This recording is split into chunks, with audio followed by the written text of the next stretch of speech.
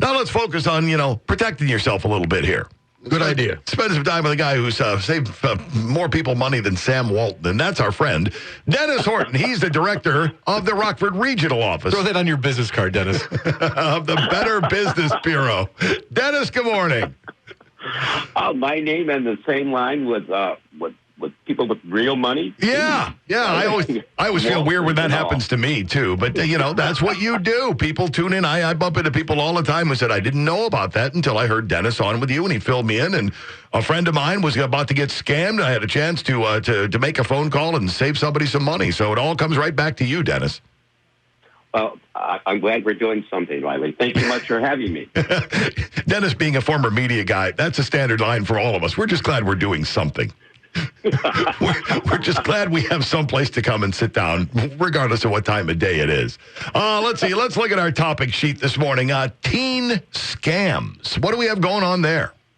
Well, we often talk about senior citizens being the target for scams. Yeah. But in reality, everybody is a target for scams. And I happened to be thumbing through a magazine last week and noted that there was a study from a company called ESET, a technology company in San Diego, who was highlighting the fact that scammers are, in fact, deliberately targeting teenagers because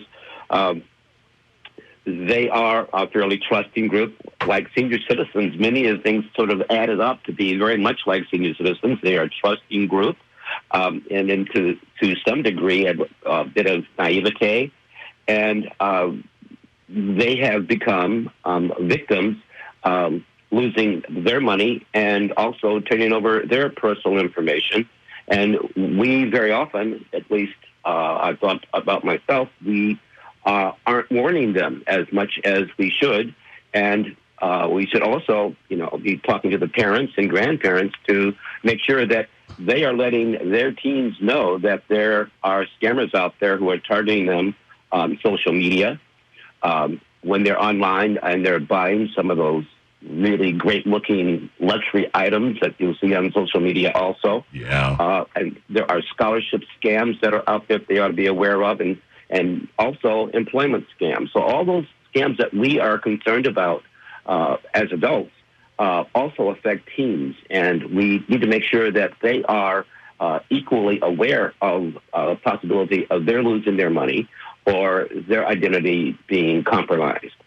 And you pointed out that, like seniors, a lot of times they're more trusting. I think in this particular case, it could also be, naivete. You do not have enough life experience to know when, someone's feeding you a line, where maybe perhaps a senior citizen might not be as technologically nimble to get their way through this. You have somebody who is technologically capable, but doesn't have the life experience really to fight this off.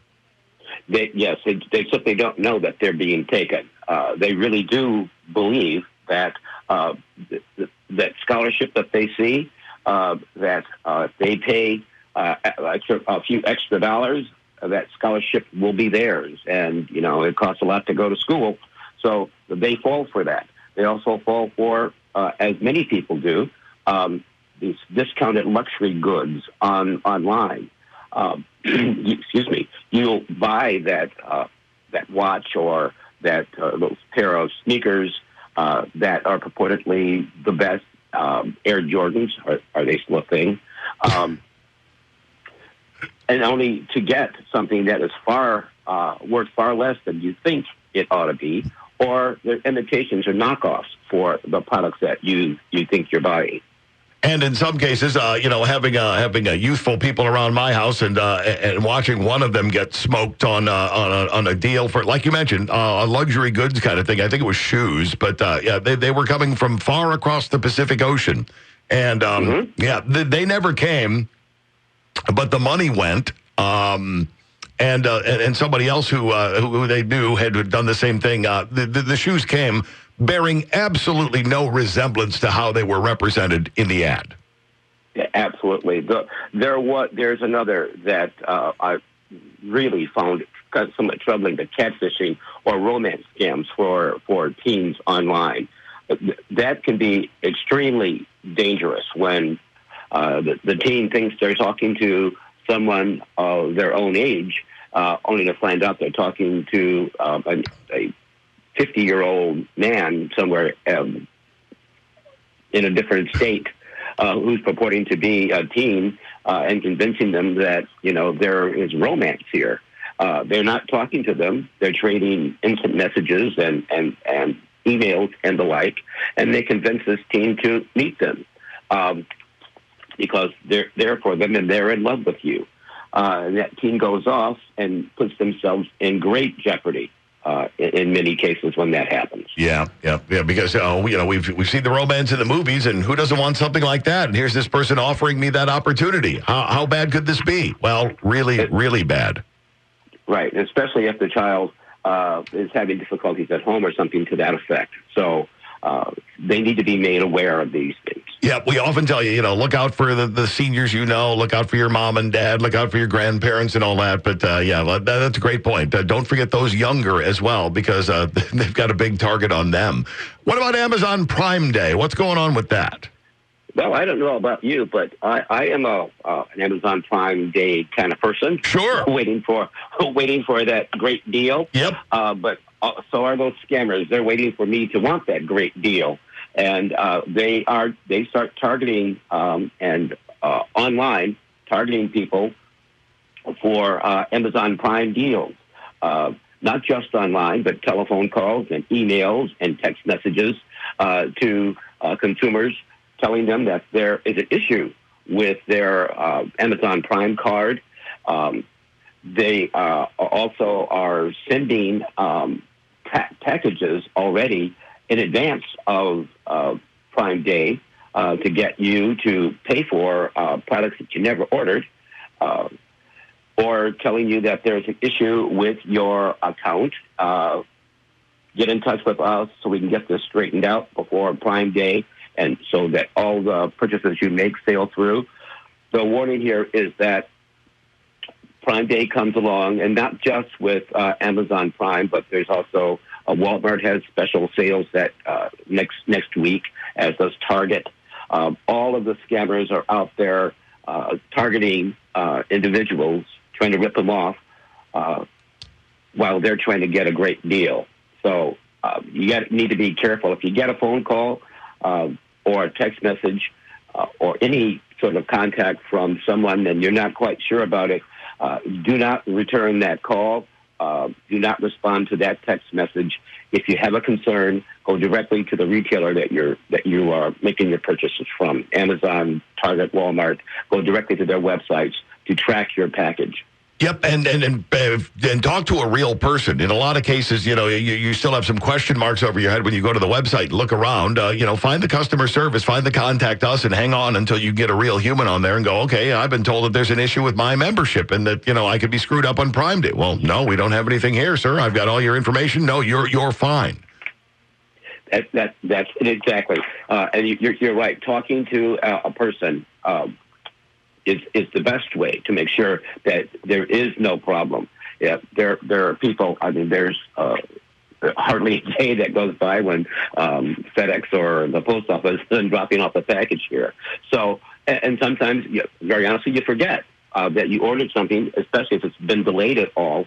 So rather than guess or trust an email or text, you're right. Go directly to customer service and get your issue resolved through them. You mentioned one of the tactics is sending you packages you never ordered. What's the methodology behind that?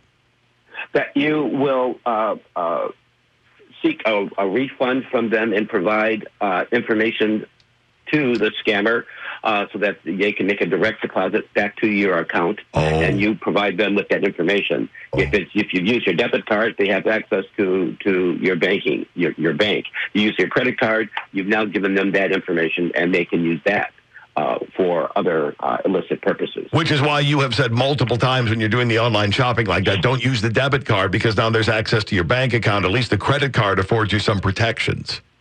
That's right, and there are many banks now also offer protections, but for a limited amount of time. You have 6 months with your credit card generally to dispute a charge. You have roughly 60 days.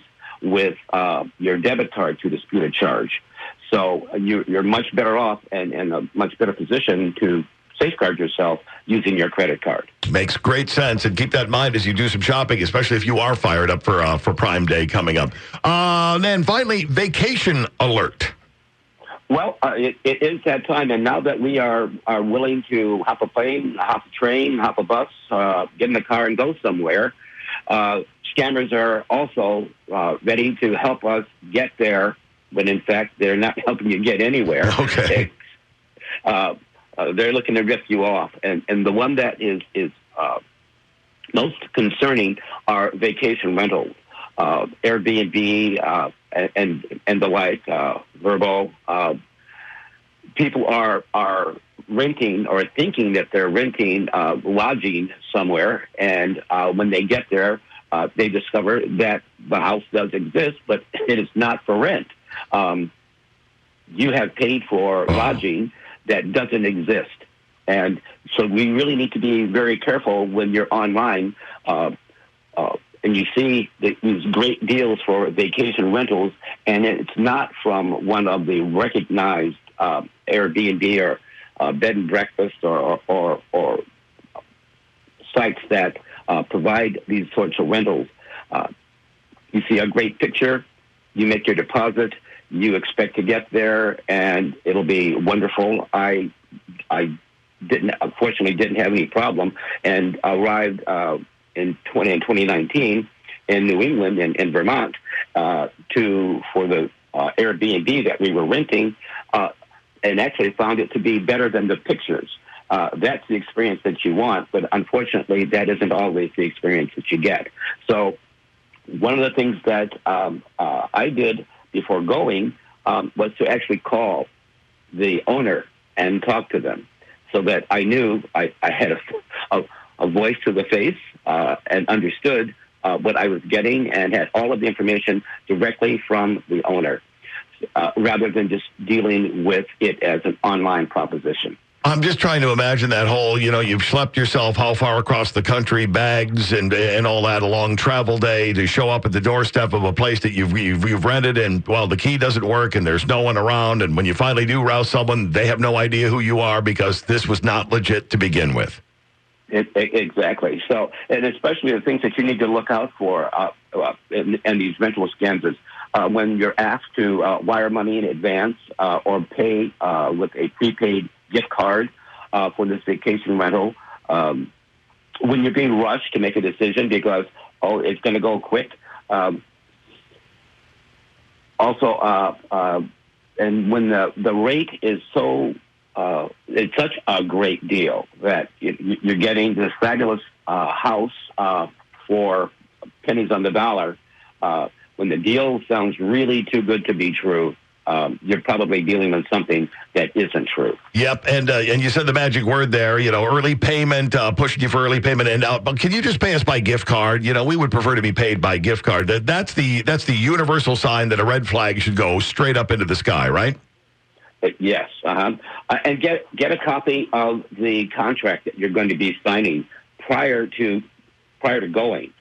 And prior to making any deposit, so that you know what's expected of you and what you should expect from the renter.